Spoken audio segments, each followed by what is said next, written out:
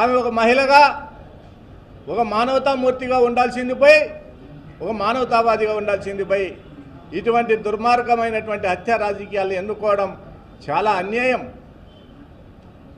నేను గతంలో చంద్రబాబు నాయుడు మాట్లాడింది అడ్డు పెట్టుకొని మాట్లాడతారు.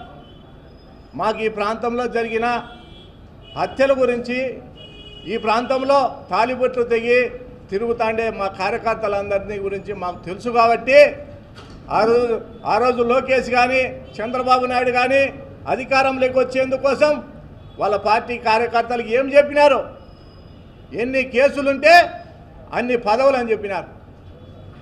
ఎన్ని కేసులుంటే వాళ్ళకు అంత స్థాయిలో పదవి ఇస్తామని చెప్పినాడు. మీరు కొట్లాడండి, కేసులు పెడితే నేను డబ్బు పెట్టుకుంటా అని చంద్రబాబు నాయుడు మాట్లాడతాడు. ఈ ప్రాంతంలో సమిధలైన కుటుంబాలన్నింటినీ కూడా మేము చూసి ఈరోజు అధికార పార్టీ కావచ్చు, ప్రతిపక్ష పార్టీ కావచ్చు, ఏ పార్టీలైనా కానీ ఈరోజు అన్యాయం జరిగిన వాళ్లకు ఏమీ చేయలేని పరిస్థితులు. ఇవన్నిటినీ గమనించి ఈ ప్రాంతంలో హత్య రాజకీయాలను రెచ్చగొట్టకూడదనే ఒక భావనతో ఆ రోజు ఆవేశంలో మరి చంద్రబాబు నాయుడు గారిని మాట్లాడడం జరిగింది. నేను తిట్టడం తప్పు కానీ నా భావంలో తప్పు లేదు.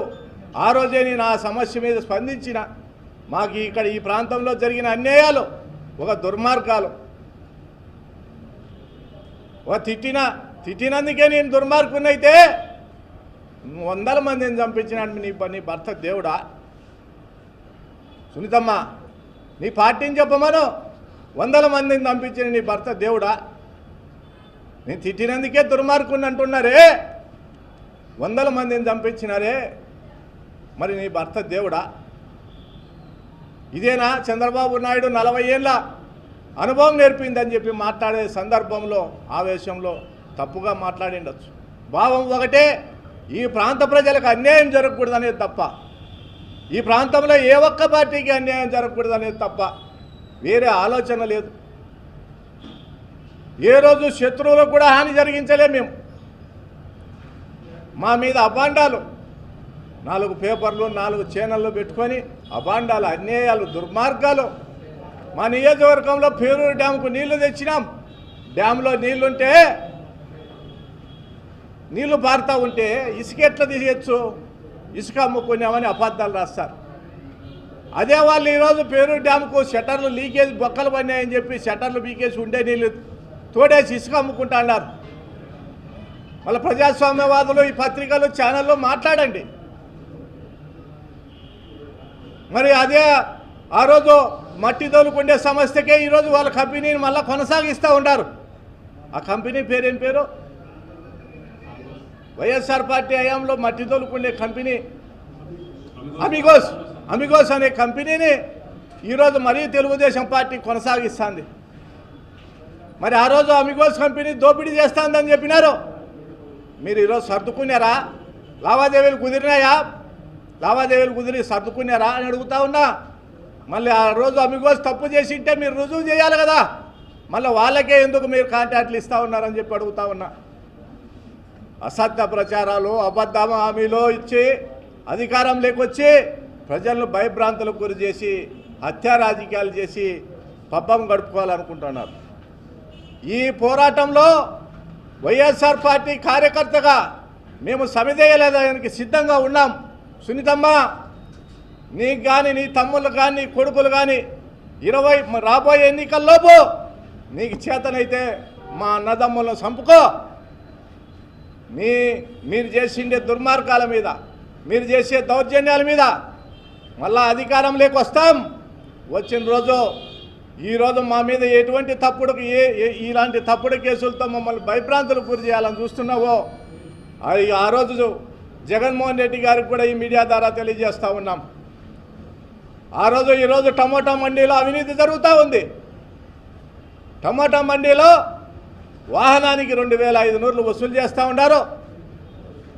రోజుకు 300 వాహనాలకు రోజుకు 7 లక్షల రూపాయలు వసూలు చేస్తూ ఉంటారు. జగన్మోహన్ రెడ్డి గారిని కూడా ఈ వేదిక మీద నుండి అడుగుతా ఉన్నా, మీరు అధికారంలోకి వచ్చేది ఖాయం. ఆ రోజు ప్రజల కోసం అని చెప్పి పాదయాత్ర చేసిన సునీతమ్మ పేటా కొట్టుకొని పాదయాత్ర చేసి ఈరోజు టమాటా మండీలో రోజుకు 7-7.5 లక్షల రూపాయలు వసూలు చేస్తూ ఉన్నారు. పోలీసులను డిఎస్పీలు అందరూ పోయినారు వాటికి పోతే అక్కడ ఏం మాట్లాడుతూ ఉన్నారు, వైసీపీ వాళ్ళు వసూలు చేసినారులేవయ్యా ఇవ్వండి అంట అన్నాడు సునీతమ్మ కుమారుడు. ఆ రోజు కక్కలపల్లి పంచాయతీకి సంబంధించి టెండర్లు పిలిచినారు. సునీతమ్మ హయాంలో 16 లక్షలు ఉంటే పోయిన 5 ఏళ్లలో 70 లక్షల నుండి 80 లక్షల వరకు పోటీలు పడి టెండర్లు పడినారు. ప్రభుత్వానికి పోయింది ఆ రోజు డబ్బు ప్రతి రూపాయి. ఈరోజు ఆ పంచాయతీకి డబ్బు కట్టకోకుండా కేవలం పరిటాల కుటుంబం మాత్రమే ఆ డబ్బును వసూలు చేసుకొని ఇంటికి తీసుకుపోతా ఉన్నారు. ఈరోజు పంచాయతీకి కడతా ఉన్నారా, కనీసం టెండర్లు పిలిపించినావా సునీతమ్మ? నువ్వు మాట్లాడుతూ ఉండవు నీతుల గురించి. ఒక తల్లిగా ఒక మానవమూర్తిగా ఉండాల్సింది నువ్వు. నీ పై అంతా విషయం, పై అంతా కుట్రలు, హత్యా రాజకీయాలు చేస్తే నువ్వు నీ కుటుంబ సభ్యులు వీడియో కాల్స్లో చూడాలనే ఆలోచన, అటువంటి మనస్తత్వం కలిగిన మహిళవు ఎక్కడా చూడలే. ఈరోజు మమ్మల్ని అందరినీ వనవాసం పంపించినచ్చు. రావణాసురులు, రాక్షసులు మీరు 100 మంది కావచ్చు, మేము వనవాసం పోయిండొచ్చు, మా ఇబ్బందులు పెట్టిండొచ్చు. రాబోయే రోజుల్లో విజయం ధర్మాందే, న్యాయాందే అని చెప్తా ఉన్నా. తప్పకుండా ఈ మారణకాండను ఆపేందుకోసం అవసరమైతే ప్రాణత్యాగాలకైనా సిద్ధమవుతాం, కానీ ఈ దౌర్జన్యాల మీద యుద్ధం చేస్తాం. ఈరోజు మా పార్టీలో కూడా అయ్యా మీకు గుర్తుందో లేదో, క్లీనరీకి వచ్చిన వాళ్ళు ఎవరైనా ఉన్నారో లేదో, మా పెద్దిరెడ్డి రామచంద్ర రెడ్డి గారు క్లీనరీకి వచ్చినప్పుడు ఆ రోజు చెప్పినాం, మేము పార్టీ సామాన్య కార్యకర్తగా జెండా మోస్తాం, నీ బుద్ధి పుట్టినోళ్లకు ఏ కులానికి ఇచ్చినా జెండా పని చేస్తామని చెప్పి. ఈరోజు మాధవ్ మేము గొడవ పడుతున్నామని ఈరోజు మాట్లాడుతుంది ఆయమ్మ. మీకొక్కటే, మీ తెలుగుదేశం పార్టీకి, మీ చంద్రబాబు నాయుడికి, మీ లోకేష్కి, మాధవ్